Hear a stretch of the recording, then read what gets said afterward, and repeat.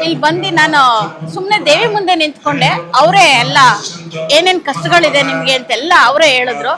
ನೀನು ಹುಣ್ಣಿಮೆ ಇದೆ ಬರೋವರ ಮಡ್ಲಕ್ಕಿ ಕೊಟ್ಟು ದೇವ್ರಿಗೆ ಅರ್ಸ್ಕೊಂಡು 5 ರೂಪಾಯಿ 9 ರೂಪಾಯಿ ಕಾಣಿಕೆ ಕಟ್ಟಿ ಆ ಕಾಣಿಕೆ ಸಮೇತ ತಗೊಂಡ್ ಬಂದು ಕೊಡು, ಇಲ್ಲಿ ನಿನ್ ಕಾರ್ಯ ಆಗತ್ತೆ ಅಂದ್ರು. ಆ ದೇವ್ರು ನೋಡ್ತಾ ಇದ್ರೆ ಒಂಥರ ಮೈ ರೋಮಾಂಚನ ಆಗತ್ತೆ ಮೇಡಮ್. ತುಂಬಾ ಪವರ್ಫುಲ್ ಆಗಿದೆ ಚೌಡೇಶ್ವರಿ.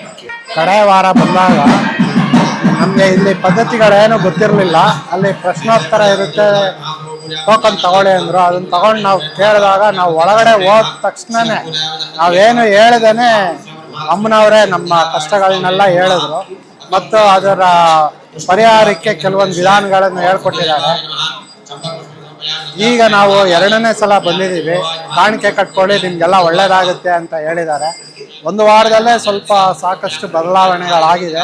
ಇನ್ನೂ ಬದಲಾವಣೆಗಳನ್ನ ನಿರೀಕ್ಷೆಯಲ್ಲಿ ಇದ್ದೀವಿ. ಅದರಿಂದ ಅಮ್ಮನವ್ರನ್ನ ನಡ್ಕೊಳ್ಳೋಣ ಅಂದ್ಬಿಟ್ಟು ಈ ಸಲ ಬಂದಿದ್ದೀವಿ.